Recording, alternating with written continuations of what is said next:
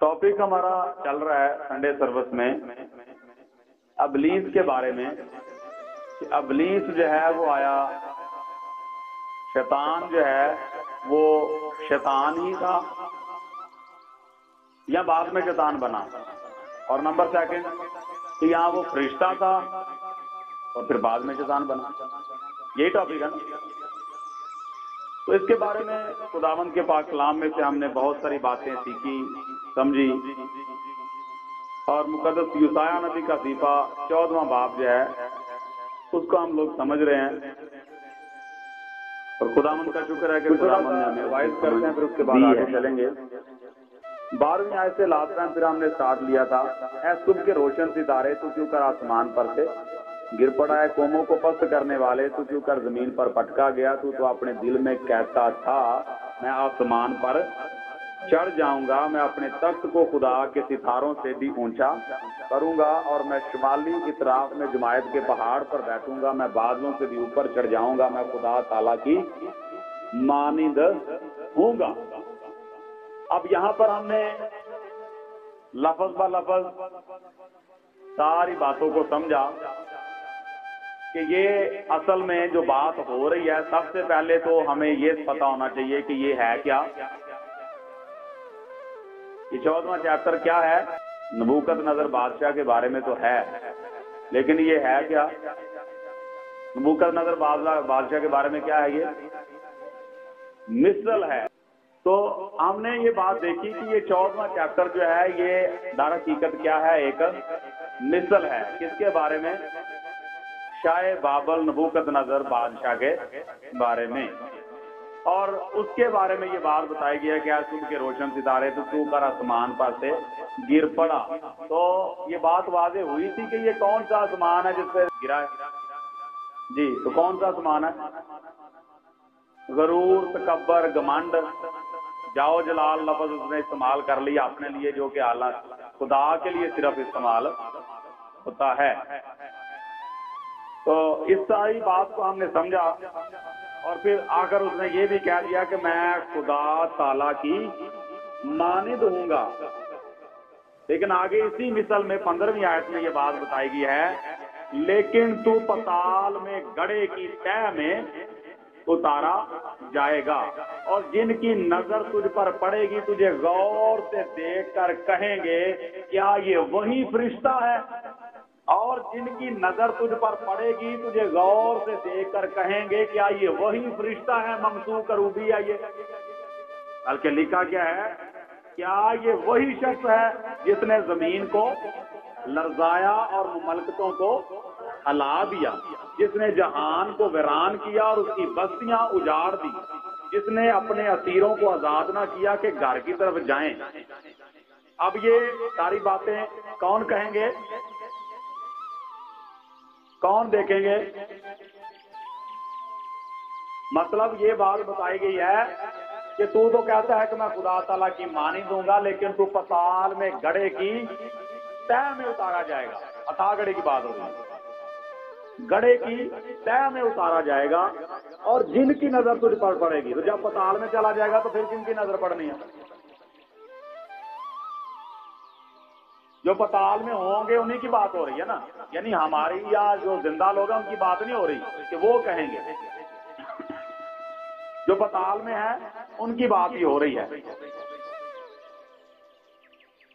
कि क्या ये वही शख्स है जिसने जमीन को लर्जाया और मलकों को हला दिया, जिसने जहान को वीरान किया और उसकी बस्तियां उजाड़ दी, जिसने अपने असीरों को आजाद ना किया कि घर की तरफ जाएं। कौमों के तमाम बादशाह सब के सब अपने अपने मस्कन में शौकत के साथ आराम करते हैं, लेकिन तू अपनी गौर से बाहर नकम्मी शाख की मानद निकाल फेंका गया। तू उन मकतूलों के नीचे दबा है जो तलवार से केदे गए और गड़े के पत्थरों पर गिरे हैं। उस लाश की मानद जो पांव से लताड़ी गई हो, तो उनके साथ कभी कब्र में दफन ना किया जाएगा, क्योंकि तूने अपनी ममलकत को वीरान किया और अपनी रैयत को कत्ल किया। बद करदारों की नस्ल का नाम बाकी ना रहेगा। گا. ٹھیک ہے, یعنی یہاں پر یہ جو باقی جتنی باتیں ابھی ہم نے پڑھی ہیں یہ ساری کی ساری باتیں کس طرف اشارہ کر رہی ہیں کہ خدا نے اس کا انجام بتایا ہے کہ اس کا انجام کیا ہوگا. ٹھیک ہے, یعنی یہ باتیں ساری نیچے بتائی گئی ہیں. تو اس کا مطلب یہ ہوا کہ یہاں سے ہمیں یہ بات سمجھ میں آ گئی کہ یہ سارے کا سارا چیپٹر جو ہے وہ کس کے بارے میں ہے, نبوکت نظر بادشاہ کے بارے میں. تو یہ تو ہو گیا کمپلیٹ. ٹھیک ہے, اب ہم ایک اور حوالہ دیکھتے ہیں جو اسی تفسیر کے مطابق دیا جاتا ہے کہ وہ پہلے فرشتہ تھا, وہ ممسوح کروبی تھا, وہ لیڈر تھا, وہ یہ تھا وہ تھا.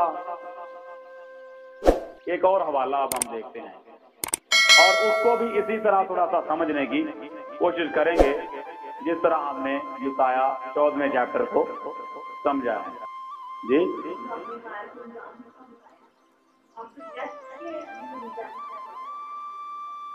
اس کی ڈیٹیل میں بعد میں جائیں گے.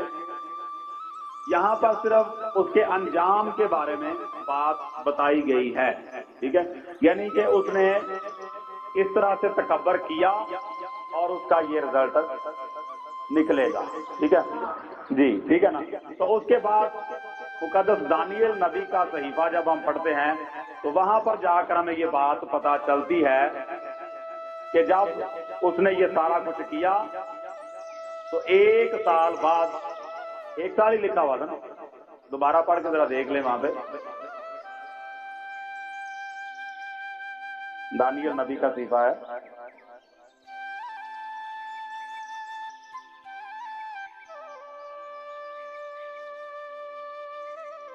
ہاں جی, یعنی جب اسے خواب آیا ہے اور اس نے یہ سارا کچھ خواب میں دیکھا اور مقدس دانیل نبی نے تعبیر کی ہے تو یہ دانیل نبی کا صحیفہ 4 باب اور اس کی 28ویں آیت ہے. یہاں پر لکھا یہ سب کچھ نبوکت نظر بادشاہ پر گزرا. 1 سال کے بعد وہ بابل کے شاہی محل میں ٹہل رہا تھا. ٹھیک ہے, تو مطلب یہ سارا کچھ جو خدا نے پہلے یسایہ نبی کی معرفت کہا تو اس وقت بابل کی حکومت تھی,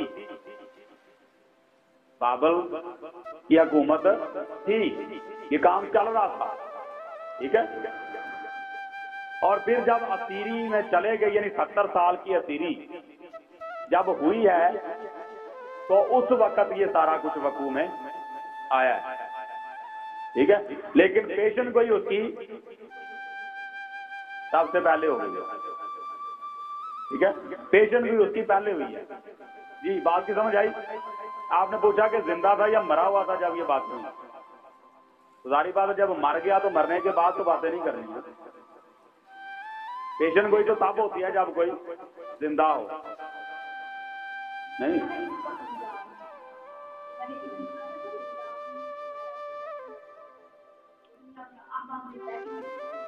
ہاں جی, یعنی پیشن گوئی ہے نا کہ یسایہ نبی جو ہے وہ پیشن گوئی کر رہا ہے. کیونکہ دیکھیں نا اسی جگہ پر شروع میں جب ہم نے 14واں چیپٹر پڑھا تو خدا نے کیا کہا, یعقوب کے گھرانے کے ساتھ بات ہو رہی ہے نا کہ میں کیا کروں گا کہ واپس تیرے ملک میں لاؤں گا اور پھر تو اپنے اسیر کرنے والوں کو اسیر کرے گا, ان کو غلام اور لونڈیاں بنائے گا اور تب تو شاہ بابل کے خلاف یہ مثل لائے گا. یعنی اب یہ یسایہ وہ اسیری میں ہے, وہ اسیری میں ہے, تو یسایہ نبی کی معرفت خدا پیشن گوئی کروا رہا ہے.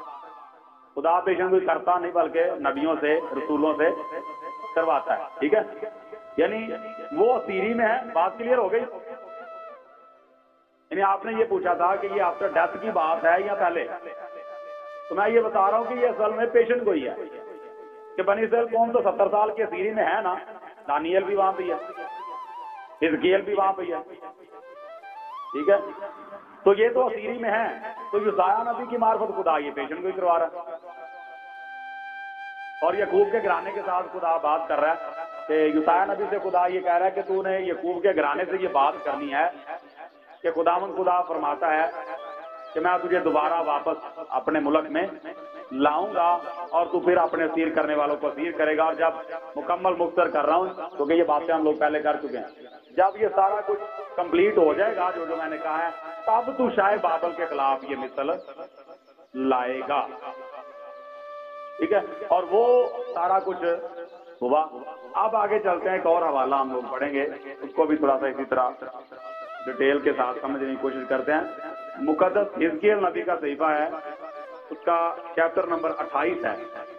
اب یہاں پر ہم وہ حوالہ پڑھتے ہیں جو اس تفسیر کے مطابق دیا جاتا ہے کہ وہ ممسوک روبی تھا, وہ فرشتہ تھا, ایسے تھا ویسے تھا. 28واں چیپٹر اس کی 11ویں آیت سے شروع کرتے ہیں. جس طرح وہاں یسایہ 14 باب کی 12ویں آیت سے شروع کر لیتے ہیں نا, یہاں 11ویں آیت سے شروع کریں گے, پیچھے سے نہیں پڑھیں گے کہ کیا ہوتا ہے. یعنی جو تفسیر کرتے ہیں نا وہ سیدھا سیدھا یہاں سے 11ویں آیت سے شروع کر لیں گے. لکھا کیا ہے, اور خداوند کا کلام مجھ پر نازل ہوا. کون کہہ رہا ہے؟ یہ یاد رکھنا ہے, میں الف پہ پڑھا رہا ہوں آپ کو, میں نے اس دن بھی بتایا تھا, اس لیے آپ سے پوچھ لیتا ہوں. وہ بات کس نے کی تھی جو پہلے ہم نے اسٹڈی کی؟ یسایہ نبی نے. اب یہ کون کر رہا ہے؟ مقدس حزقیل نبی. اور کہتا ہے کہ خداوند کا کلام مجھ پر نازل ہوا کہ اے آدم زاد, سور کے بادشاہ پر یہ نوحہ کر. کس پر؟ سور کے بادشاہ پر یہ نوحہ کر. سور اور سیدا الفاظ پڑے ہوئے ہیں. اے سور اور سیدا تجھ پر افسوس. خدا یسوع نے ذکر کیا نا لوکا کی انجیل میں بھی, متی کی انجیل میں بھی. سور کے بادشاہ پر یہ نوحہ کر اور اس سے کہہ, کیا کہہ؟ خداوند خدا یوں فرماتا ہے کہ تو خاتم الکمال, دانش سے معمور. بعد میں کچھ اور کر لیجیے گا, پہلے اس کو پڑھ لینا. سور کے بادشاہ پر یہ نوحہ کر اور اس سے کہہ, خداوند خدا یوں فرماتا ہے کہ تو خاتم الکمال, دانش سے معمور اور حسن میں کامل ہے. تو عدن میں باغ خدا میں رہا کرتا تھا. ہر ایک قیمتی پتھر تیری کوشش کے لیے تھا, مثلاً یاقوت سرخ اور پکراج اور الماس اور فیروزہ اور سنگ سلیمانی اور زبرجد اور نیلم اور زمرد اور گوہر شب چراغ. اور سونے سے تجھ میں خاتم زازی اور نگینہ بندی کی سنت تیری پیدائش ہی کے روز سے جاری رہی. تو ممسوک کروبی تھا جو سایہ افغن تھا, اور میں نے تجھے خدا کے کوئی مقدس پر قائم کیا. تو وہاں آپسی پتھروں کے درمیان چلتا پھرتا تھا. تو اپنی پیدائش ہی کے روز سے اپنی راہ و رسم میں کامل تھا, جب تک کہ تجھ میں ناراضگی نہ پائی گئی. تیری سوداگری کی فراوانی کے سبب سے انہوں نے تجھ میں ظلم بھی بھر دیا اور تو نے گناہ کیا. اس لیے میں نے تجھ کو خدا کے پہاڑ پر سے گندگی کی طرح پھینک دیا اور تجھ سایہ افغن کروبی کو آگ کی پتھروں کے درمیان سے فنا کر دیا. تیرا دل تیرے حسن پر گمانڈ کرتا تھا, تو نے اپنے جمال کے سبب سے اپنی حکمت کھو دی. میں نے تجھے زمین پر پٹک دیا اور بادشاہوں کے سامنے رکھ دیا ہے تاکہ وہ تجھے دیکھ لیں. تو نے اپنی بد کرداری کی کثرت اور اپنی سوداگری کی نرخاستی سے اپنے مقدسوں کو ناپاک کیا ہے. اس لیے میں تیرے اندر سے آگ نکال لوں گا جو تجھے بسم دے گی, اور میں تیرے سب دیکھنے والوں کی آنکھوں کے سامنے تجھے زمین پر راکھ کر دوں گا. قوموں کے درمیان وہ سب جو تجھ کو جانتے ہیں تجھے دیکھ کر حیران ہوں گے. تو جائے عبرت ہوگا اور باقی نہ رہے گا. آمین. اب یہ حوالہ جو ہے اس کو بھی کمپیئر کیا جاتا ہے کس کے ساتھ؟ اس تفسیر کے ساتھ. اس تفسیر کے ساتھ جس میں یہ بتایا جاتا ہے کہ شیطان جو ہے وہ پہلے کیا تھا؟ فرشتہ تھا, اور وہ کیا تھا؟ ممسوک کروبی تھا. ٹھیک ہے. اب بڑی توجہ سے بات کو سمجھنا. پہلے میں وہ باتیں آپ کو بتاؤں گا جو کہ اس حوالے میں سے اس تفسیر کے ساتھ ملائی جاتی ہیں۔ نمبر ایک کون سی بات ملائی جاتی ہے کہ وہ ممسوک روبی تھا، پھر وہ آدمی پتھروں کے درمیان چلتا پھرتا تھا، وہ سایہ افکن تھا، اور پھر وہ کامل تھا، اور جب تک اس کے اندر ناراضگی نہ پائی گئی، یعنی اس نے گھمنڈ نہ کیا اور وہ اپنے حسن پر گھمنڈ کرتا تھا، یعنی یہ ساری باتیں آپ کی سمجھ آ رہی ہے؟ یہ وہ باتیں میں بتا رہا ہوں جو اس تفسیر سے میچ کی جاتی ہے، اور چونکہ اس نے گناہ کیا اس وجہ سے خدا نے اس کو گندگی کی طرح پھینک دیا اور آسکی پتھروں کے درمیان سے بھی نکال دیا۔ بات کی سمجھ آ گئی؟ اب یہ وہ باتیں ہیں جو اس تفسیر کے ساتھ میچ کی جاتی ہیں، یا اس حوالے کی بیس پر وہ تفسیر کر دی جاتی ہے، یا اس طرح کہہ لیں کہ یہ باتیں اس تفسیر کے ساتھ میچ کی جاتی ہیں، یا یہ کہہ لیں کہ اس حوالے کی بیس پر وہ تفسیر کر دی جاتی ہے۔ بات کی سمجھ آ گئی؟ اب ایک چیز میں آپ کو سمجھانا چاہ رہا ہوں، یہ کیا ہے؟ یہ کیا لکھا؟ یہ کیا ہے؟ پیشن گوئی۔ آپ پیشن گوئی میں اور نبوت میں کیا فرق ہے؟ اس حوالے کو سمجھنے کے لیے پہلے یہ دو چیزیں ہمیں سمجھنا ضروری ہے۔ نبوت میں اور پیشن گوئی میں کیا فرق ہے؟ تھوڑا سا فرق ہے، اس کو سمجھنا ہے، تھوڑا سا فرق ہے، اس کو سمجھنا ہے۔ نبوت جو ہے وہ نبوت ہے، اور پیشن گوئی پیشن گوئی ہے، ٹھیک ہے؟ نبوت کا جو لفظی مطلب ہے، مطلب ہم اس کو اس طرح سے لے سکتے ہیں، نبوت کیا ہوتی ہے؟ یعنی بید کی باتیں بتا دینا جو ہم اپنے انسانی حواس خمسہ سے سمجھ نہیں سکتے یا جان نہیں سکتے۔ نبوت کا مطلب میں آپ کو بتا رہا ہوں، ٹھیک ہے؟ اور جو فرق ہے وہ کیا ہے؟ مطلب کہ تو سمجھ آ گئی نا؟ فرق کیا ہے؟ نبوت جو ہے یہ ماضی کے بارے میں بھی ہو سکتی ہے،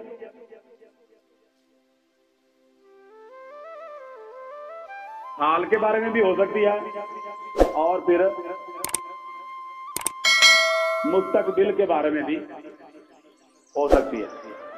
یعنی کوئی خدا کا نبی یا کوئی خدا کا خادم جسے خدا نے نبوت کرنے کی نعمت دے رکھی ہے، وہ ہمارے ماضی کے بارے میں بھی اگر خدا اسے گائیڈ کرے تو وہ بتائے گا، اپنی طرف سے نہیں، خدا کی طرف سے۔ اگر خدا اسے رہنمائی دے تو وہ ماضی کے بارے میں بھی بتا دے گا، یعنی پوشیدہ باتیں، جس طرح ابھی تھوڑی دیر پہلے ہم بات کر رہے تھے۔ اب 100-150 سال کی پرانی باتیں جو ہیں، ہو سکتا ہے، بلکہ ڈیفینیٹلی میں تو اس وقت پیدا بھی نہیں ہوا، ہو سکتا ہے میرے والدین بھی اس وقت پیدا نہ ہوئے ہوں، تو مطلب نبوت میں ماضی کی باتیں جو ہیں وہ بھی خدا کے نبی بتائیں گے یا بتا سکتے ہیں۔ اگر خدا ضرورت محسوس کرے تو وہ اپنے نبی پر ظاہر کر سکتا ہے، اور حال موجودہ جو کچھ ہو رہا ہے وہ بھی خدا کے انبیاء بتا دیں گے۔ خدا اگر اس چیز کی ضرورت فیل کرے تو وہ اپنے انبیاء پر ظاہر کرے گا، اور پھر وہ مستقبل کے بارے میں بھی بتا سکتے ہیں۔ اگر خدا اس بات کی ضرورت محسوس کرے تو وہ اپنے انبیاء پر ظاہر کرے گا۔ یہ بات میں اس لیے ساتھ ساتھ کہہ رہا ہوں کیونکہ رہنمائی تو خدا نے دینی ہے نا، اپنی طرف سے تو ہم لوگ کچھ نہیں کر سکتے، انبیاء کرام کچھ نہیں کر سکتے۔ تو پیشن گوئی جو ہے یہ کس کیٹیگری میں آ جاتی ہے؟ پیشن گوئی کس کیٹیگری میں آ جاتی ہے؟ پیشن گوئی کا تعلق صرف مستقبل کے ساتھ، ٹھیک ہے؟ یعنی یہ ہے فرق پیشن گوئی میں اور نبوت میں۔ یہ بات کیوں میں نے بتائی؟ اس حوالے کو سمجھنے کے لیے۔ اب ہوتا کیا ہے کہ بعض اوقات پیشن گوئی میں خدا کیونکہ یہ نبوت بھی ہے نا، اس کو نبوت اور پیشن گوئی میں نے بات جو کر رہے تھے کہ ایک ہی ہوتی ہے، یعنی نبوت کے ذریعہ سے پیشن گوئی ہوتی ہے، یہ ایک ہی چیز، ایک ہی بات ہے، لیکن تھوڑا سا جو فرق ہے وہ بھی میں نے واضح کر دیا۔ اب ہوتا کیا ہے کہ پیشن گوئی جب خدا کرتا ہے تو اس میں کچھ باتیں جو ہیں وہ تو حال کی بھی ہو سکتی ہیں، یعنی جس کے بارے میں بات ہو رہی ہے، اور کچھ ایسی باتیں ہوتی ہیں جو خدا کے بید ہوتے ہیں، یعنی تشبیہات بھی ہوتی ہیں۔ بات کی سمجھ آ رہی ہے؟ اسی پیشن گوئی میں کچھ باتیں تو موجودہ دور کی ہوں گی، اور انہی باتوں میں کچھ ایسی تشبیہات ہوں گی جو اس بندے پر جس کے بارے میں پیشن گوئی کی جا رہی ہے اس پر تو وہ اپلائی نہیں ہو رہی ہوتی، لیکن بیان کر دی جاتی ہے تشبیہات کے طریقے سے، تشبیہات کے ذریعے سے، لیکن ہوتی وہ کسی اور کے متعلق ہیں۔ بات کی سمجھ آ گئی؟ اب جب ہم اس حوالے کو پڑھیں گے تو جو باتیں میں نے کی ہیں ابھی ان کی سمجھ آ جائے گی۔ اب یہاں پر لکھا ہے، اور خداوند کا کلام، حزقیل نبی خداوند کا بندہ کہتا ہے، اور خداوند کا کلام مجھ پر نازل ہوا کہ اے آدم زاد، طور کے بادشاہ پر یہ نوحہ کر۔ کس پر؟ طور کے بادشاہ پر یہ نوحہ کر، اور اس سے کہہ، خداوند یوں فرماتا ہے کہ تو خاتم الکمال، دانش سے معمور اور حسن میں کامل ہے۔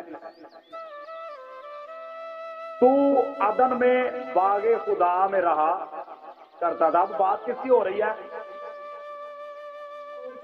جس طرح وہاں پر ہمیں 14ویں چیپٹر یوسایہ میں پتہ چلا نا کہ یہ شاہ بابل کے خلاف مثل ہے، تو اسی طرح یہاں پر بھی ہمیں یہ بات پتہ چل رہی ہے کہ کس کے بارے میں یہ بات ہو رہی ہے۔ تو کس کے بارے میں ہو رہی ہے؟ سور کے بادشاہ کے بارے میں، اور اس کے بارے میں یہ بتایا گیا کہ تو خاتم الکمال، دانش سے معمور اور حسن میں کامل ہے۔ 3 باتیں یہ ہوگی۔ نمبر 4 یہ بتایا گیا کہ تو عدن میں باغ خدا میں رہا کرتا تھا۔ تو آپ کا کیا خیال ہے، باغ عدن میں کون رہتا تھا؟ تو یہاں پر کیا لکھا ہوا ہے کہ تو کس کو کہا جا رہا ہے؟ طور کے بادشاہ کو۔ تو باغ خدا میں، عدن میں باغ خدا میں رہا کرتا تھا۔ تو اب آپ سوچیں، جو ابھی میں نے یہ باتیں بتائی ہیں ان کو ذہن میں رکھ کے بات سنیے گا ذرا۔ جی نا، سمجھ آ رہی ہے؟ یہ جو باتیں میں نے ابھی بتائی ہیں نا، ان کو ذرا ذہن میں رکھ کے تو وہ میری بات سمجھ رہی ہے۔ کیا وہ بات ہو رہی ہے سور کے بادشاہ کی، اور کہا کیا جا رہا ہے کہ تو کہاں پر رہتا تھا؟ عدن میں باغ خدا میں۔ تو کیا سور کا بادشاہ رہتا تھا وہاں پہ؟ اب وہاں پر تو رہتا تھا آدم اور ہوا۔ چلیں ابلیس کی بھی بات کر لیتے ہیں، کہہ لیتے ہیں نا کہ ابلیس بھی وہاں پہ آیا یا بعد میں آیا، یا جیسے بھی چلیں جو بھی ہے۔ اور پھر آگے لکھا گیا ہے کہ ہر ایک قیمتی پتھر تیری کوشش کے لیے تھا۔ کوشش کیا ہوتی ہے؟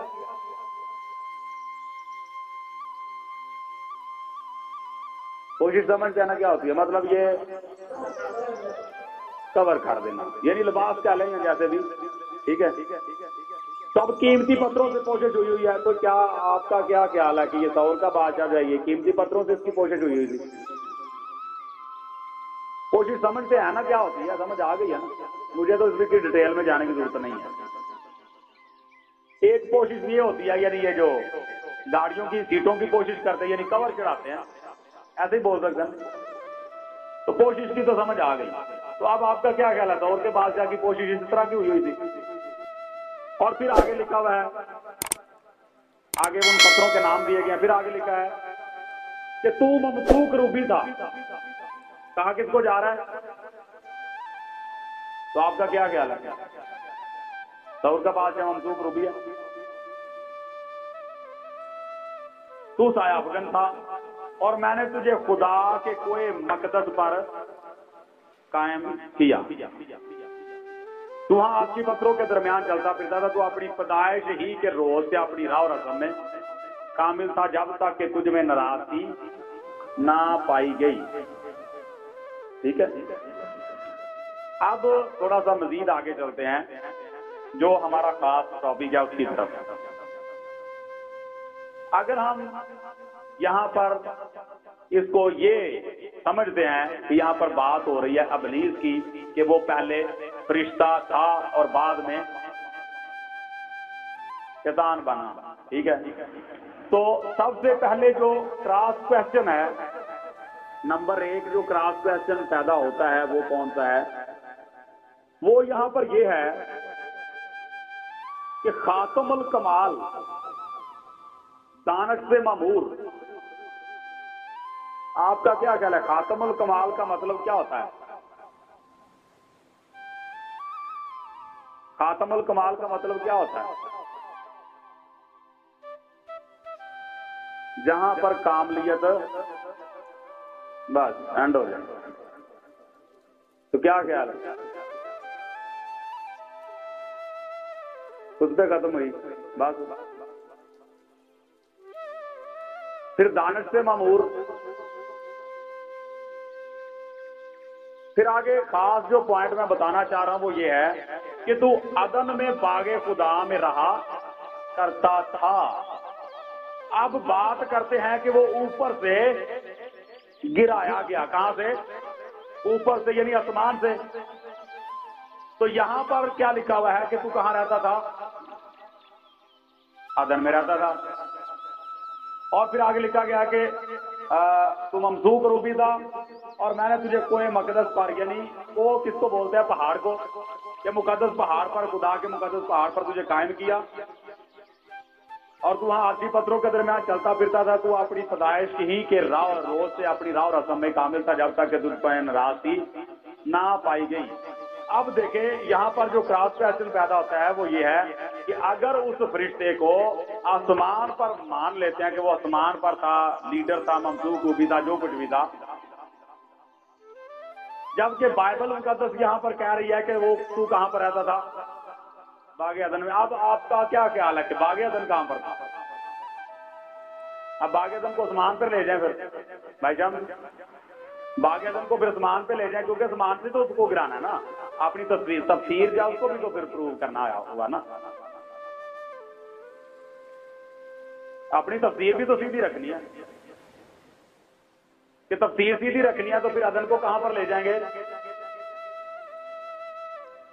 کیونکہ آسمان سے گرانا ہے نا تفسیر کے مطابق، تو عدن آسمان پہ ہوگا تو وہاں پہ وہ ممسوک روبی ہے، تو پھر وہاں سے وہ نیچے گرایا گیا، تو پھر کیا خیال ہے؟ یہ پہلا کراس کوشچن تو یہ پیدا ہوتا ہے۔ دوسرا جو کراس کوشچن پیدا ہوتا ہے وہ یہ ہے 14ویں آیت میں کہ تو کیا تھا؟ ممسوک کروبی تھا۔ تو کیا تھا؟ ممسوک کروبی تھا۔ ممسوک کا مطلب کیا ہوتا ہے؟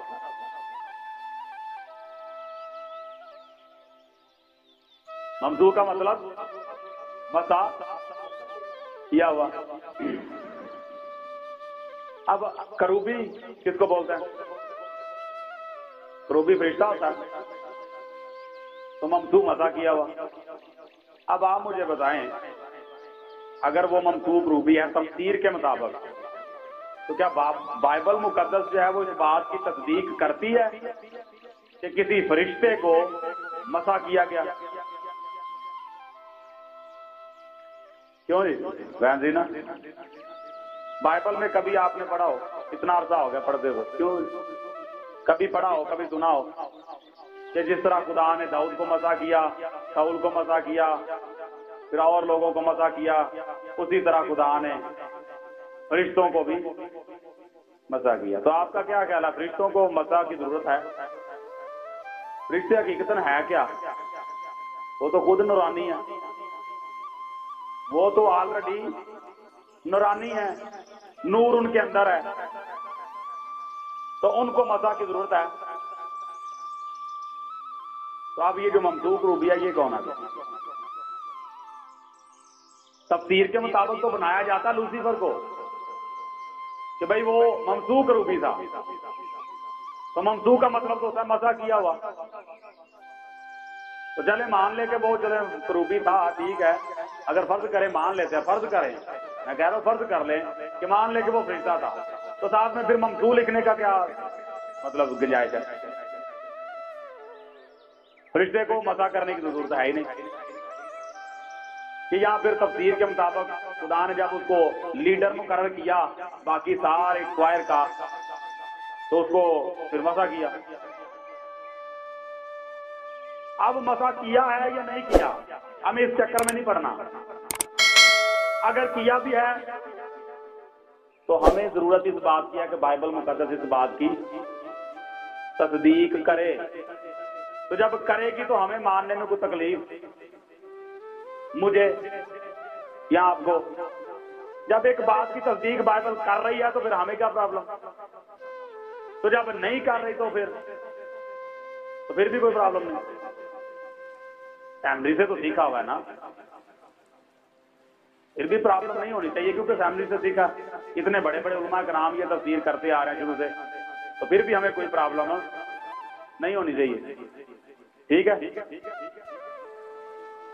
ہونی چاہیے. تو اب یہاں پر آپ دیکھیں کہ یہ کیا ہے. اینڈ پہ جا کے ان دونوں حوالوں کو دوبارہ میں بتاؤں گا تھوڑا سا مزید ان کے بارے میں. جب ان دونوں کو اسٹڈی کر لیں گے پھر مزید آگے چلیں گے تو پھر پتہ نہیں کب ان کی دوبارہ باری آئے گی, پھر ان پر دوبارہ تھوڑی دیر کے لیے آئیں گے. اب یہاں پر یہ بات ہو رہی ہے سور کے بادشاہ کی, اور جس طرح کے نبوکت نظر نے کیا تھا سیم طریقہ کار اس کا بھی یہی ہوا. پہلی آیت سے پڑھیں گے تو ساری بات جو ہے وہ آپ کو سمجھ میں آ جائے گی. ٹھیک ہے, یہ 28واں چیپٹر جو ہے اس کی پہلی آیت سے جب ہم پڑھیں گے تو آپ کو سمجھ آ جائے گی. اور اب ہم تھوڑا سا خاص بات کی طرف دھیان لگاتے ہیں کہ اصل میں یہ ہے کیا بات, کس کے بارے میں بات ہو رہی ہے. تو یہ جو حوالہ ہے یہاں پر ہمیں یہ بات پتہ چلتی ہے کہ یہ کس کے بارے میں ہے. خاتم الکمال یعنی ہے تو بادشاہ کے بارے میں, لیکن میں نے پہلے بتایا تھا کہ پیشن گوئی بھی ہوتی ہے اور بعض اوقات یہ تشبیہات بیان کر دی جاتی ہیں جو کسی اور بھید کی طرف اشارہ کر رہی ہوتی ہیں. تو یہ پیشن گوئی تو اس کے بارے میں ہے, سور کے بادشاہ کے بارے میں ہے, لیکن اس میں کسی اور بھید کا بھی ذکر کیا گیا ہے. ان کے کچھ طریقہ کار اس طرح کے ہیں جو کسی سے ملتے جلتے ہیں. تو وہ بات جو ہے وہ یہاں پر ہمیں سمجھنا ہے. لکھا ہے تو خاتم الکمال دانش سے معمور اور حسن میں کامل ہے. اب یہاں پر آگے پھر لکھا ہے تو عدن میں باغ خدا میں رہا کرتا تھا. تو یہاں پر بات ہو رہی ہے صرف اور صرف آدم کی. بات کس کی ہو رہی ہے؟ صرف اور صرف آدم کی. یہاں پر کسی فرشتے کی بات نہیں ہو رہی اور کسی ابلیس کی بات نہیں ہو رہی. یہاں پر بات ہو رہی ہے صرف آدم کی اور سور کے بادشاہ کی. کلام نازل ہوا سور کے بادشاہ کے لیے, لیکن ساتھ ہی آدم کے بارے میں بھی تھوڑی سی تشبیہات بیان کر دی گئی ہیں. ٹھیک ہے, اب یہاں پر بتایا گیا کہ تو عدن میں باغ خدا میں رہا کرتا تھا, یعنی یہاں پر آدم رہتا تھا. اور خاتم الکمال کے خدا نے جب آدم کو بنایا تو وہ کیا تھا؟ کامل تھا. خدا نے جب آدم کو بنایا تو وہ کامل تھا, اور حکمت اس کے اندر ہی, یعنی ہر چیز خدا نے چونکہ اسے اپنی شبیہ پر بنایا. تو آپ کا کیا خیال ہے خدا کیسا ہوگا؟ سوچ سکتے ہیں. تو زمین کی حد تک جو خدا نے سب سے اعلیٰ کاریگری بنائی وہ کون سی تھی؟ آدم. یعنی جہاں پر کاملیت جا کر ختم ہو گئی. اور پھر اس کے بعد حکمت خدا نے اس کے اندر رکھی, حسن میں بھی کامل کیا, اور پھر آگے لکھا تو عدن میں باغ خدا میں رہا کرتا تھا, اور ہر ایک قیمتی پتھر تیری کوشش کے لیے تھا. اب یہ جو سارے پتھروں کا ذکر کیا گیا ہے, اور پھر لکھا ہے کہ سونے سے تجھ میں خاتم سازی اور نگینہ بندی کی سنت تیری پیدائش ہی کے روز سے جاری رہی. ٹھیک ہے, اب یہ جو پتھروں کا ذکر کیا گیا ہے اور کوشش کی بات ہو رہی ہے, اور پھر سونے اور چاندی کی بھی بات یہاں پر ہمیں ملتی ہے. تو آپ کا کیا خیال ہے؟ آپ میڈیکل کے شعبہ سے تعلق رکھتے ہیں, لیکن زیادہ حکمت والے جو ہیں وہ ان چیزوں کو زیادہ واضح کرتے ہیں، یعنی حکیم جو ہیں۔ آپ کا کیا خیال ہے، یہ سونا چاندی اور کچھ اس طرح کی چیزیں جنہوں نے تحقیق کی ہوئی ہے وہ بتاتے ہیں انسان کے اندر موجود ہیں یا کہ نہیں؟ کیا خیال ہے؟ آئرن بھی بولتے ہیں، پھر چاندی بھی بولتے ہیں، پھر اس طرح کی اور کچھ چیزیں، زیادہ ڈیٹیل میں تو نہیں میں جا سکتا، لیکن ایسا ہے۔ تو مطلب آپ کا کیا خیال ہے کہ جب خدا نے آدم کو بنایا تو یہ ساری چیزیں اس نے اس کی کوشش کے لیے استعمال کی یا نہیں؟ اس کے اندر رکھی نا، تو پھر اس کا مطلب کیا ہوا کہ بات کس کی ہو رہی ہے؟ آدم کی۔ جی کیا کہہ رہے ہیں؟ ہاں جی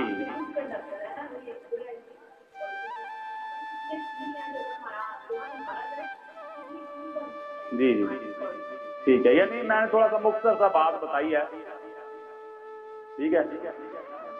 تو یہ ساری کی ساری چیزیں کس کے اندر ہیں؟ انسان کے اندر ہیں۔ پھر بولتے ہیں جی یہ پتھر پہنے تو یہ ہوتا ہے، یہ پتھر پہنے تو یہ ہوتا ہے۔ بھائی ان پتھروں کا کچھ نہ کچھ حصہ اندر ہے، کوئی نہ کوئی ایسی چیز اندر ہے جس کی وجہ سے وہ ایک دوسرے کو اٹریکٹ کرتے ہیں۔ یہ فلاں پتھر جو ہے یہ گرم ہوتا ہے، فلاں پتھر جو ہے یہ ٹھنڈا ہوتا ہے۔ تو آپ کا کیا خیال ہے کہ یہ جو خدا کی سنت ہے، یہ انسان جس کو خدا نے خلق کیا ہوا ہے، یہ کوئی معمولی چیز ہے؟ دنیا میں سب سے گہرائی ہے انسان کے اندر۔ بے شک کائنات میں، پوری کائنات میں بڑے بڑے خدا کے بھید چکے ہوئے ہیں، لیکن سب سے زیادہ بھید کس کے اندر ہے؟ انسان کے اندر۔ یہاں پر بات یہ بتائی گئی ہے، پھر آگے لکھا ہے کہ نگینہ بندی کی سنت تیری پیدائش ہی کے روز سے جاری رہی، تو ممسوک روبی تھا۔ اب بات آئی ہے کہ فرشتہ جو ہے اس کو تو مسا نہیں کیا گیا، بائبل میں کہیں ذکر نہیں ملتا، اور نہ ان کو مسا کی ضرورت ہے۔ جب بڑا مسا آتا ہے تو تب ہمیں فرشتہ نظر آتا ہے۔ اگر فرشتے کو بھی مسا کی ضرورت ہے تو ہمیں کیسے نظر آ سکتا ہے؟ مشکل ہے کہ پھر ہمیں وہ نظر آئے، کیونکہ اسے تو خود مسا کی ضرورت ہے۔ تو جب بڑے مسا میں ہوتے ہیں تو تب وہ فرشتہ ہمیں دکھائی دیتا ہے، یعنی خدا اگر حکم دے تو بائبل مقدس ہمیں کیا بتاتی ہے جی؟ ممسوک کروبی۔ تو میں بات یہ کر رہا ہوں کہ فرشتے کو مسا کی ضرورت نہیں ہوتی۔ بھائی ہم جیسے بھی تھوڑا سا جو ہے وہ اصلاح لے لیتے ہیں، نہیں تھوڑی سی بات، آپ بھی خدا کے کلام کو پڑھتے ہیں، آپ نے کبھی پوری بائبل میں یہ پڑھا ہو کہ کہیں پر فرشتے کو مسا کیا گیا ہو؟ نہیں نا، یعنی بائبل میں بھی نہیں لکھا۔ اور ویسے آپ کا کیا خیال ہے کہ فرشتے کو مسا کی ضرورت ہوتی ہے؟ فرشتے کو کسی مسا کی ضرورت نہیں ہوتی۔ اگر کوئی بات کرے نا تو یہ جو بات میں کر رہا ہوں یہ آپ کر کے دیکھیے گا، کوئی آنسر نہیں ملے گا پازیٹو۔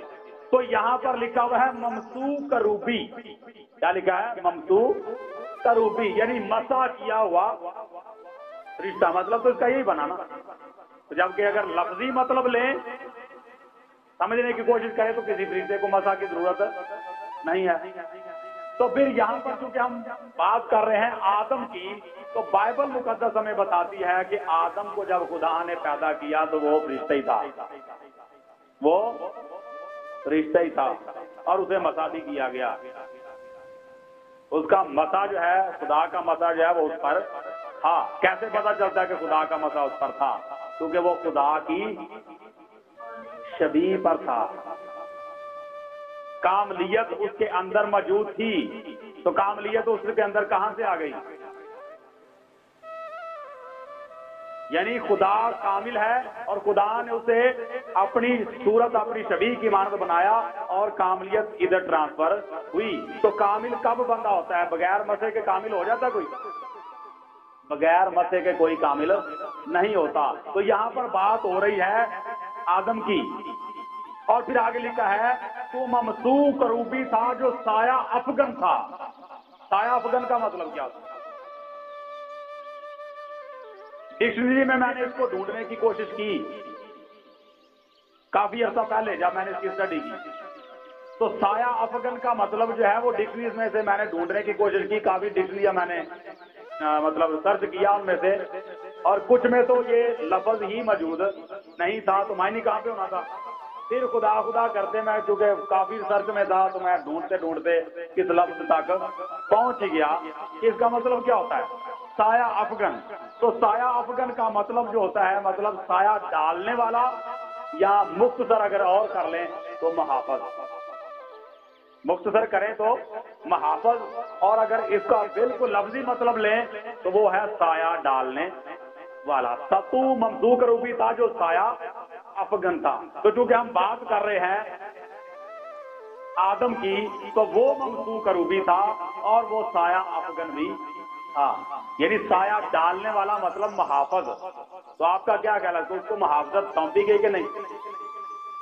بائبل مقدس میں لکھا ہے کہ خدا نے مشرق کی طرف عدن میں ایک باغ لگایا اور پھر آدم کو وہاں پر رکھا، اور پھر اسے کیا کہا کہ تو اس باغ کی باغبانی اور نگہبانی کرنا، تمام درختوں کا پھل تو میرے ہوٹوں کھا سکتا ہے۔ تو مطلب خدا نے محافظت اس کو سونپ دی، سارا اختیار اس کو دے دیا۔ تو پھر خداوند کے پاک کلام میں آگے لکھا ہے اور میں نے تجھے خدا کے کوئے مقدس پر قائم کیا، یعنی خدا نے اسے وہ مقام دیا جو کائنات میں کسی کا بھی نہیں تھا، سب سے بڑا اختیار اس کو دے دیا اور ساری کائنات کی سپرداری اس کو سونپ دی۔ پیدائش کی کتاب پہلا چیپٹر پڑھیں گے تو وہاں پر آپ کو یہ بات ملے گی، ٹھیک ہے؟ اور پھر آگے لکھا ہے کہ تو وہاں آتشی پتھروں کے درمیان چلتا پھرتا تھا، تو وہاں پر آتشی پتھروں کے درمیان چلتا پھرتا تھا۔ اب بائبل میں مقدس میں سے کہیں ذکر ملتا ہے کہ آدم آتشی پتھروں میں چلتا پھرتا تھا؟ کیونکہ پیدائش میں زیادہ ذکر ہے پہلے چیپٹر میں، تو وہاں پر تو ہمیں کوئی ذکر اس طرح کا نہیں مل رہا۔ لیکن ابھی میں آپ کو بتاتا ہوں، یہاں پر اوپر دیکھیے گا کہ کون کون سے پتھر ہیں، یاقوت سرخ اور پکراج اور الماس اور فیروزہ اور سنگ سلیمانی اور زبرجد اور نیلم اور زمرد اور گوہر شب چراغ اور سونے سے تجھ میں خاتم سازی اور نگینہ بندی کی صنعت تیری پیدائشی کے روز سے جاری رہی، ٹھیک ہے؟ اب یہ ہے پتھروں کے نام، اور انہی کو آتشی پتھر بولا گیا ہے، ٹھیک ہے؟ اب پیدائش کی کتاب میں چلے کہ کہاں پر یہ پتھر آپ کو ملتے ہیں۔ 8ویں آیت ہے، دوسرا چیپٹر پیدائش کی کتاب۔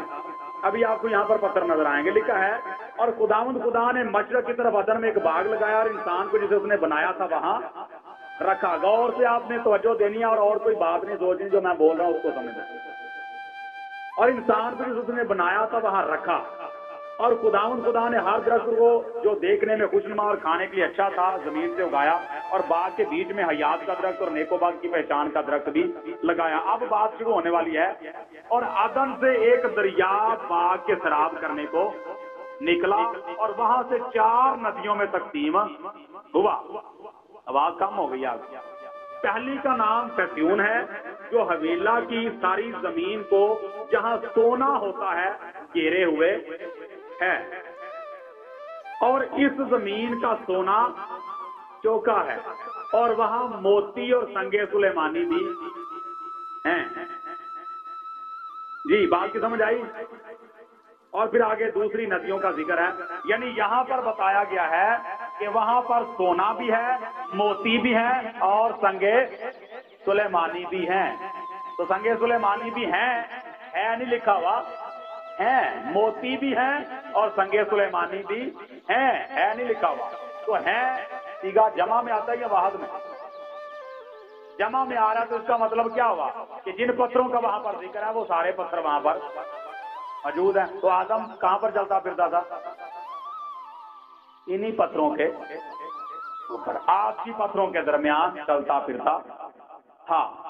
اور چونکہ 6 بج چکے ہیں تو مزید آگے بھی ہم چلیں گے، لیکن نیکسٹ ہم آپ کو برکت دے، اور باقی ہم اگلے سنڈے تو شکر گزاری کی عبادت ہے، پھر اس کے بعد مزید ہم اس کو ڈیٹیل سے دیکھیں گے۔ خدا ہم آپ سب کو برکت دے، آمین۔